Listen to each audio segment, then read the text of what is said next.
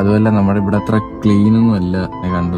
ഇവിടെ ഭയങ്കര, കാരണം അവിടുത്തെ താലൂക്ക് ഹോസ്പിറ്റലിലെ കാർഡല്ലായിരുന്നു, ഇവിടെ വേറെ കാർഡ്. ഭൂത പൈസ ഉണ്ടല്ലോ പ്രൈവറ്റിൽ കൊണ്ട് കാണിറാൻ. ഈ ഒരു ഫാമിലി വ്ലോഗ് യൂട്യൂബേഴ്സിനെ നിങ്ങൾ കണ്ടു കാണും. ഇവര് ചേട്ടനും അനിയനും കൂടി ചേർന്നുകൊണ്ടാണ് യൂട്യൂബ് ചാനലൊക്കെ തുടങ്ങിയത്. പ്രവീൺ പ്രണവ് എന്ന് പറഞ്ഞായിരുന്നു ഇവിടെ യൂട്യൂബ് ചാനൽ. തുടക്കത്തിലൊക്കെ ഇവര് തമ്മിൽ നന്നായിട്ട് ഈ ചേട്ടനും അനിയനും കൂടെ നല്ല രീതിയിൽ ഡാൻസ് കളിക്കും. അങ്ങനെയുള്ള ഡാൻസ് വീഡിയോസ് ഒക്കെ ഇട്ടാണ് ഇവരൊന്ന് വൈറലായി വന്നത്. അത് കഴിഞ്ഞതിന് ശേഷം പതുക്കെ day in my life, family vlog അങ്ങനെയുള്ള കാര്യങ്ങളിലേക്ക് ഇവർ കടക്കുകയുണ്ട്. ആ ഒരു സമയത്താണ് ഒരു സഹോദരന്റെ കല്യാണം കഴിയുന്നത്. പിന്നെ അവർ തമ്മിലുള്ള ഫാമിലി വ്ലോഗ്, ട്രിപ്പ് കാര്യങ്ങളൊക്കെ ആ ചാനലിൽ വരാൻ തുടങ്ങി. അതേ തുടർന്നുകൊണ്ട് ഫാമിലി വ്ലോഗുകാരുടെ ഒരു ആചാരമാണല്ലോ പ്രഗ്നൻസി ആയി കഴിഞ്ഞാൽ പിന്നെ അത് വെച്ച് മാത്രം കുറെ കണ്ടന്റ് ഇറക്കുക എന്നുള്ളത്. പണ്ട് മുതലേ അങ്ങനെ തന്നെയാണ്. പ്രഗ്നൻസി ടൈമിൽ ഇറക്കുന്ന കണ്ടന്റുകൾക്കൊക്കെ ഒടുക്കത്തെ റീച്ചുമായിരിക്കും. അതുകൊണ്ട് തന്നെ പ്രഗ്നന്റ് ആയപ്പോൾ തൊട്ടുള്ള കണ്ടന്റുകൾ ഇവർ യൂട്യൂബിൽ അപ്ലോഡ് ചെയ്യാൻ തുടങ്ങി. അപ്പൊ അങ്ങനെ കഴിഞ്ഞ ദിവസം പ്രഗ്നന്റ് ആയിരുന്ന കുട്ടി ഡെലിവറിക്ക് സമയമായി. ഡെലിവറി സമയമാകാതെയാണ് ഡെലിവറി ആയെന്നൊക്കെ അവർ പറയുന്നുണ്ട്. അപ്പൊ അങ്ങനെ ഇവരൊരു താലൂക്ക് ആശുപത്രിയിൽ കൊണ്ട് ചെല്ലുകയും അവിടെ ആ കേസ് എടുക്കാതെ വരികയും ഇവർക്ക് ആംബുലൻസ് കിട്ടാതെ വരികയൊക്കെ ചെയ്തു. അപ്പൊ അങ്ങനെ കുറച്ച് കോംപ്ലിക്കേഷൻസ് ഒക്കെ വന്നപ്പോൾ ഇവർ ആ ആശുപത്രിക്കെതിരെ, ആംബുലൻസിനെതിരെയൊക്കെ വളരെ രൂക്ഷമായിട്ട് തന്നെയുള്ള വിമർശനങ്ങൾ ഉന്നയിച്ചു. അത് നമ്മുടെ ഇവിടുത്തെ നാട്ടുകാർക്ക് ഇഷ്ടപ്പെട്ടില്ല. അതാണ് എനിക്ക് മനസ്സിലാവാത്തത്. അവരുടെ അവസ്ഥ, അവിടെ അനുഭവിക്കേണ്ടി വന്ന അവസ്ഥയാണ് നമ്മളോട് പറഞ്ഞത്. അതിനെന്തിനാണ് അവരെ കുറ്റപ്പെടുത്തുന്നത് എനിക്ക് മനസ്സിലായില്ല. ഇവരൊക്കെ എന്തിന്റെ കടിയാണെന്നാണ് എനിക്ക് മനസ്സിലാവാത്തത്. എനിവേ, അവർ പറഞ്ഞ കാര്യങ്ങൾ നമ്മൾക്കൊന്ന് കേൾക്കാം. എന്നിട്ട് നാട്ടുകാർ പറഞ്ഞത് ശരിയാണോ തെറ്റാണോ എന്ന് നമുക്ക് തീരുമാനിക്കാം. പുനലൂര് താലൂക്ക് ഹോസ്പിറ്റലിലോട്ട് കൊണ്ടുപോയി. താലൂക്ക് ഹോസ്പിറ്റലിൽ കൊണ്ടുപോയി അവിടെ ഡ്യൂട്ടി ഡോക്ടറിനെ കാണിച്ചു, അഡ്മിറ്റ് ചെയ്തു. ഡോക്ടർ അവിടുന്ന് നേരെ ഇങ്ങോട്ട് റെഫർ ചെയ്യുമായിരുന്നു. അവർ പറയണത് 35 വീക്ക് ആയിട്ടില്ല. അതുകൊണ്ട് തന്നെ വീക്ക് ആയാൽ മാത്രമേ അവിടെ എടുക്കത്തുള്ളൂ, ഇല്ലാന്നുണ്ടെങ്കിൽ നേരെ മെഡിക്കൽ കോളേജിലോട്ട് റെഫർ ചെയ്യാനാണ് പറഞ്ഞത്. അങ്ങോട്ടാ പോകുന്ന എടുത്തത്, അവിടുന്ന് നേരെ റെഫർ ചെയ്തു പുനലൂരിന്ന് താലൂക്ക് ഹോസ്പിറ്റലിൽ നിന്ന്.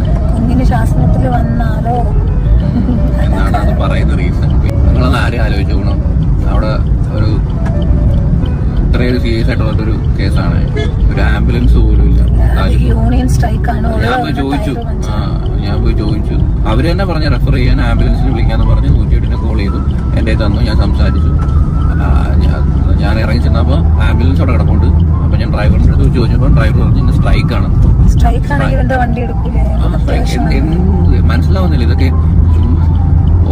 ആരെയും ആലോചിക്കണേ ഈ ഒരു സിറ്റുവേഷന്.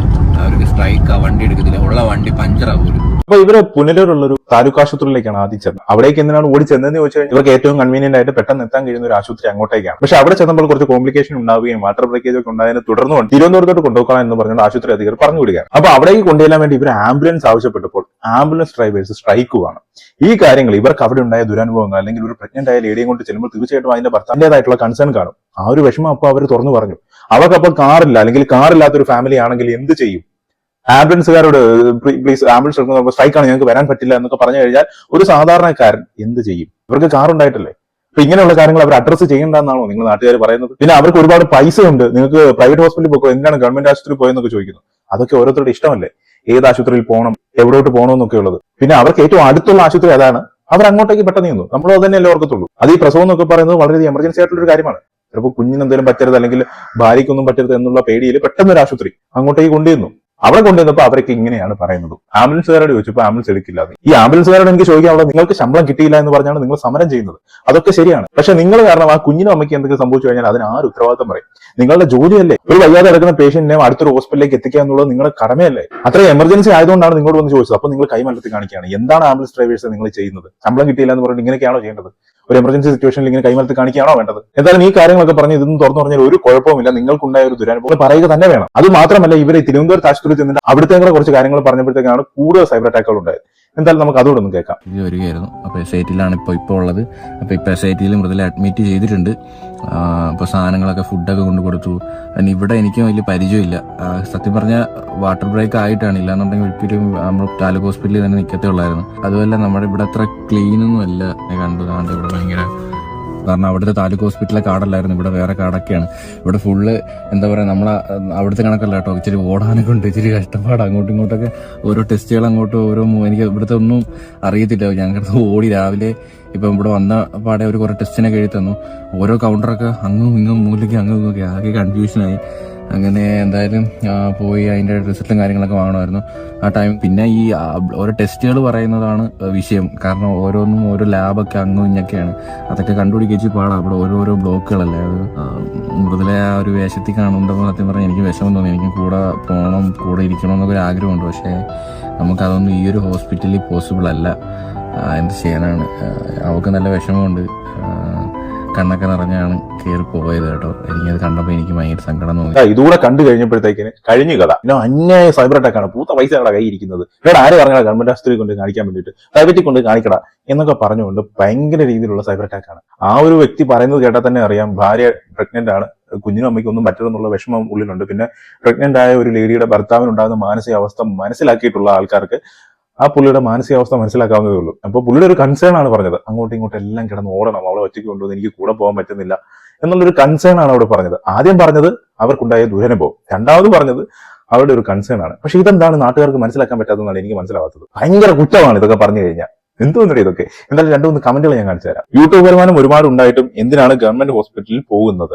നിങ്ങൾക്ക് നല്ല വരുമാനം ഉണ്ട്, ഈ കേസിന് ഒരു പ്രൈവറ്റ് ഹോസ്പിറ്റലിൽ പോകായിരുന്നു. വലിയ കത്ത് റേറ്റ് ഒന്നും ആകില്ല. ഗോവ ട്രിപ്പ് പൈസ ഇതിൽ മുടക്കിയിരുന്നേൽ നന്നായിരുന്നു. ഇത്രയും പൈസയൊക്കെ ഉള്ളതല്ലേ, അർജന്റ് കേസിന് ഗവൺമെന്റിൽ പോകണോ? അർജന്റ് കേസിന് ഗവൺമെന്റിനോട് പോകണമെന്ന് വെച്ച് കഴിഞ്ഞാൽ നമ്മുടെ മുഖ്യമന്ത്രി പോലും പറയുന്നത് നമ്മുടെ ഗവൺമെന്റ് ഹോസ്പിറ്റലിൽ ലോകോത്തര നിലവാരമാണ്, എല്ലാ ജനങ്ങൾക്കും ഉപയോഗിക്കാനുള്ളതാണെന്നാണ്. അപ്പൊ നമ്മുടെ മുഖ്യമന്ത്രി പറഞ്ഞു കേൾക്കുന്നുണ്ട്, അതുകൊണ്ടെല്ലാം പോയതായിരിക്കും. പക്ഷെ ഇവരങ്ങനെയല്ല, ഇവർക്ക് പെട്ടെന്ന് ഓടി ചെല്ലാനായിട്ട് കൺവീനിയന്റ് ആയിട്ടുള്ളത് ഗവൺമെന്റ് ഹോസ്പിറ്റലായിരുന്നു. അവിടെ ചെന്നപ്പോൾ തിരുവനന്തപുരത്തോട്ട് പറഞ്ഞു വിട്ടു, അവരവിടെ കുട്ടിയെ കാണിച്ചു. പിന്നെ ഗവൺമെന്റിൽ പോകണോ പ്രൈവറ്റിൽ പോകണോ എന്നൊക്കെയുള്ള അവരുടെ ഇഷ്ടം, അവരുടെ ഫിനാൻഷ്യൽ സ്റ്റാറ്റസ് എങ്ങനെയാണെന്ന് നമുക്ക് പറയാൻ കഴിയില്ല. ഒത്തിരി പൈസ ഉണ്ടാക്കുന്നുണ്ടെങ്കിലും നമുക്ക് പറയാൻ കഴിയില്ല. അപ്പൊ അതിലൊന്നും ജഡ്ജ് ചെയ്യേണ്ടത് മാത്രമേ പറയാനുള്ളൂ. എന്നാലും ഇതിന് കുറ്റമായിട്ട് എനിക്കൊന്നും പറയാനില്ല. പുള്ളിയുടെ കൺസേൺസ് പറഞ്ഞു. പിന്നെ അവിടെ ഉണ്ട് ആംബുലൻസ് ഡ്രൈവറൊക്കെ ആംബുലൻസ് എടുക്കില്ല, സ്ട്രൈക്ക് ആണെന്ന് പറഞ്ഞതൊക്കെ വളരെയധികം മോശപ്പെട്ട ഒരു കാര്യം തന്നെയാണ്. അതൊക്കെ അഡ്രസ് ചെയ്യുക തന്നെ വേണം. കാരണം അവർക്ക് അവർ തന്നെ ശമ്പളം കിട്ടിയില്ല എന്ന് പറഞ്ഞുകൊണ്ട് ഒരു ജീവൻ അവിടെ കിടന്ന് തുടിക്കുമ്പോൾ അത് കാണാതെ, അതല്ലെങ്കിൽ അതിനെ ആശുപത്രിയിൽ എത്തിക്കാതെ അതിനെതിരെ കണ്ണു തിരിക്കുന്നതൊക്കെ ഒരിക്കലും ഒരു ആംബുലൻസ് ഡ്രൈവറിന് ചേർന്ന ഒരു ആറ്റിറ്റ്യൂഡ് അല്ല. അങ്ങനെയൊന്നും ചെയ്യാൻ പാടില്ല. അത് അവർ പറഞ്ഞു, അതിനൊരു കുഴപ്പമില്ല. അതിനിങ്ങനെയൊക്കെ സൈബർ അറ്റാക്ക് ചെയ്യേണ്ടതുണ്ടോ എന്നുള്ളതാണ് എന്റെ ചോദ്യം.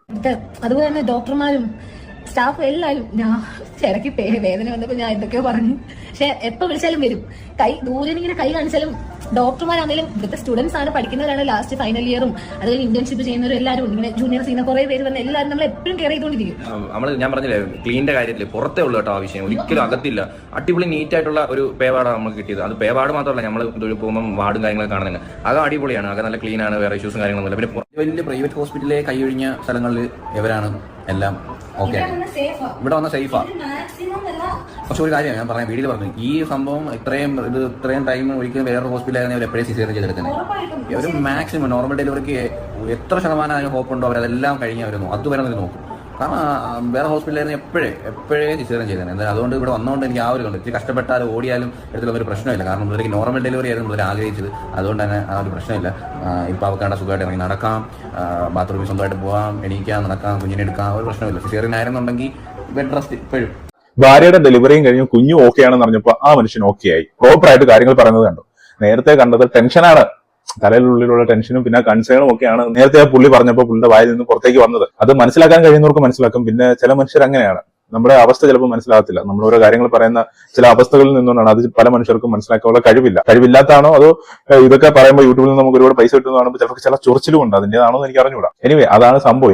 എനിക്ക് ഈ വ്യക്തിയുടെ ഈ 2 വീഡിയോ കണ്ടപ്പോൾ എനിക്കിതാണ് മനസ്സിലായത്. ഒന്ന്, ആ തുടക്കത്തിൽ പറഞ്ഞത് ഭാര്യ പ്രഗ്നന്റ് ആണ്, കുഞ്ഞിന് എന്താവും അറിഞ്ഞുകൂടാ. അവർ പറഞ്ഞ സമയത്തിനേക്കാളും നേരത്തെയാണ് പെയിനും വാട്ടർ ബ്രേക്കേജും ഒക്കെ ഉണ്ടായത്. അപ്പൊ അതിന്റേതായ ടെൻഷൻ തലയിലുണ്ട്. അപ്പൊ അങ്ങനെ ഓരോ കാര്യങ്ങൾ പറഞ്ഞു പോയതാണ് നേരത്തെ.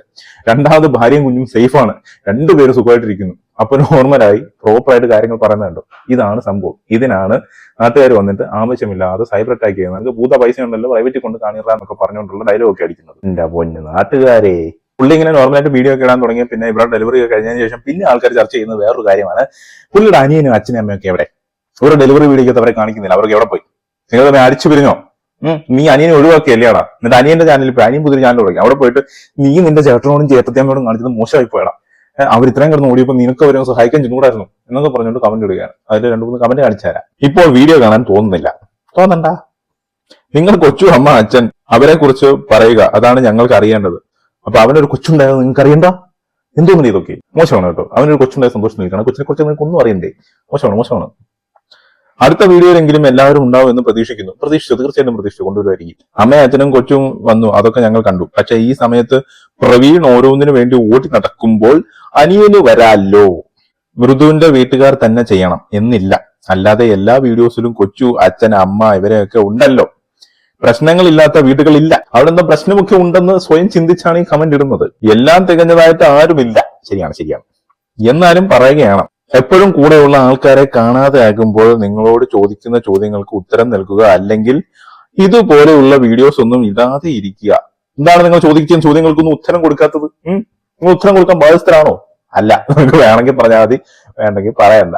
പിന്നെ ഫാമിലി ബ്ലോഗേഴ്സിന്റെ ഒരു കുഴപ്പം ഇതാണ്, അവരുടെ ജീവിതം മൊത്തം നാട്ടുകാർക്ക് തുറന്ന് ജഡ്ജ് ചെയ്യാനിട്ട് കൊടുത്തു കഴിഞ്ഞാൽ പിന്നെ ഇങ്ങനെയുള്ള ചോദ്യങ്ങളൊക്കെ തീർച്ചയായിട്ടും വരും. പ്രതീക്ഷിക്കാൻ, നിങ്ങൾക്ക് അത് പ്രതീക്ഷിക്കാൻ വേണം. അപ്പൊ എനിക്ക് ഇങ്ങനെ ചോദിക്കാൻ നാട്ടുകാരോട് പറയാനുള്ളത്, നിങ്ങൾക്കൊന്നും വേറെ പണിയില്ലേ? എന്തോന്നറിയാം ഇതൊക്കെ, അവരുടെ കുടുംബത്തിൽ എന്തെങ്കിലും നടക്കട്ടെ. ഇവിടെ ചേട്ടൻ അവരുടെ കുടുംബത്തിൽ എന്തോ പ്രശ്നമുണ്ട്, കാശ് എന്തോ പ്രശ്നമുണ്ട്, കുടുംബത്തിൽ പ്രശ്നമുള്ളതുകൊണ്ടാണ് ആരും കാണിക്കാത്തത് എന്നൊക്കെ പറഞ്ഞിട്ട് കുറെ കമന്റുകൾ, കുറെ പേര് അവരെ കാണുന്നില്ല ഇവരെ കാണുന്നില്ല. എന്തായാലും ഡെലിവറി കഴിഞ്ഞ് ആ മനുഷ്യൻ നേരെ നിൽക്കട്ടെ, എല്ലാരെയും കൊണ്ടുവരും. അങ്ങനെ ധൃതി കൂട്ടാതെ. എന്തോ നാട്ടുകാരൊക്കെയാണ് നമ്മുടെ നാട്ടില്.